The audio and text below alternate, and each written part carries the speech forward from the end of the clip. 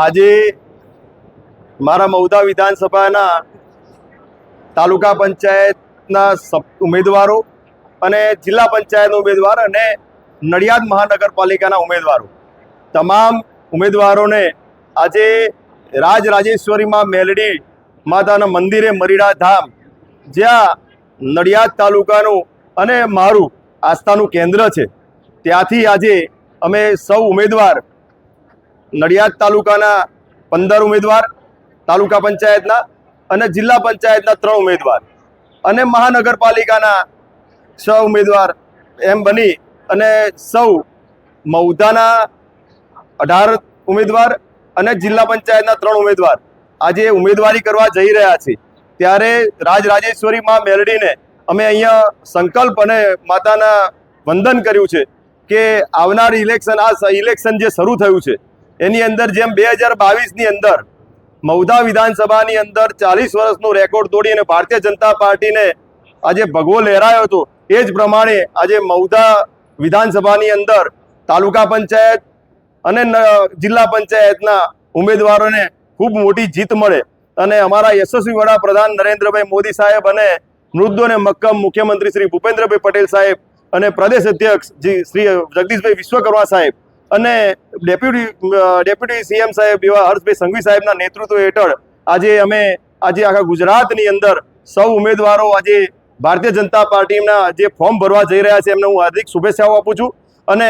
આ વિધાનસભાની અંદર અમે ભારતીય જનતા પાર્ટીનો ભગવો અમે લહેરાવીશું એવો અહીંયા રાજરાજેશ્વરીમાં મેળવીને અમે સંકલ્પ કર્યો છે અને માથું ટેકાયું છે એટલે અમે ખૂબ જંગી મતથી અહીંયા જીતવાના છીએ અને લોકો અનેક જે વાત કરતા હોય પણ ભારતીય જનતા પાર્ટીની જે પણ ઉમેદવાર છે એ મજબૂતથી કાર્યકર્તા અને સંગઠન એટલું મહેનતથી કામ કરે છે જે નેતૃત્વથી કામ કરી રહ્યા છે। આજે ભારતીય જનતા પાર્ટીના હરેક ઉમેદવારને આજે ટેકાથી ખભોથી ખભો મળાવી અને ઉમેદવારને હોશ આપે છે કે ચિંતા ના કરશો અમે ભારતીય જનતા પાર્ટીના કાર્યકર્તા છીએ। તાપ ઉનાળો શિયાળો ઉનાળો ચોમાસું કંઈ પણ જોયા વગર આજે ભારતીય જનતા પાર્ટીનો કાર્યકર્તા કામ કરે છે એટલે અમે અહીંયા આ તાલુકો અને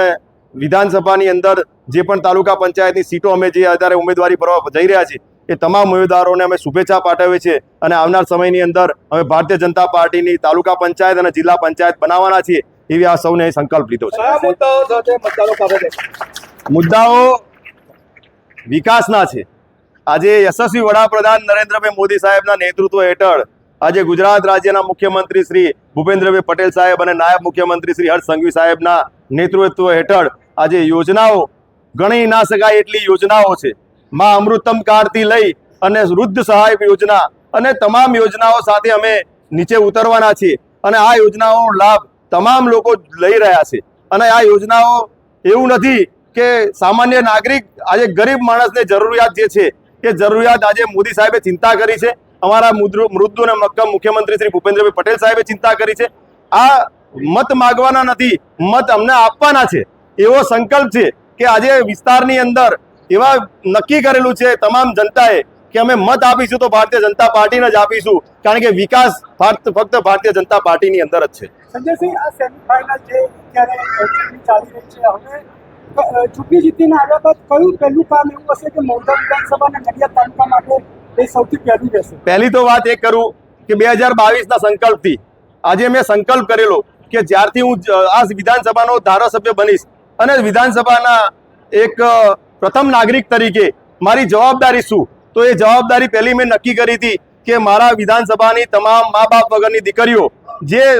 દીકરીઓને સમૂહ લગ્નનું આયોજન કરું છું આ વખતે બી 3, 5 અને 7, 5 3-5ના દિવસે 101 દીકરીઓના સમૂહ લગ્ન છે અને 51 દીકરીઓના તળપદા સમાજના જે મારા વિધાનસભાની અંદર 17,000 મત છે એ દીકરીઓના 51 દીકરીઓના સમૂહ લગ્ન બી અમે આજે કરવા જઈ રહ્યા છીએ। એમ કરીને 152 દીકરીઓ આજે 2022થી લઈને આજે 500 દીકરીઓના સમૂહ લગ્ન કર્યા છે એવા સેવાકીય કામ કર્યા છે અને સરકારની તરફથી અને યશસ્વી વડાપ્રધાન નરેન્દ્રભાઈ મોદી સાહેબના નેતૃત્વ હેઠળ આજે યોજનાઓ જે જાહેર થયેલી છે એ યોજનાઓ થકી અને આગળના આ તો અમારે ફાઇનલ નથી, આ સેમિફાઇનલ નથી, અમારી ફાઇનલ જ છે કારણ કે અમે જીતવાના છીએ। આજે 22ની વાત કરો કે 27ની વાત કરો અમે ભારતીય જનતા પાર્ટીના કાર્યકર્તા છીએ અને કાર્યકર્તા તરીકે અમે ભારતીય જનતા પાર્ટીને ભગવો લહેરાઈશું જ એવી અમે સંકલ્પ કરેલો છે।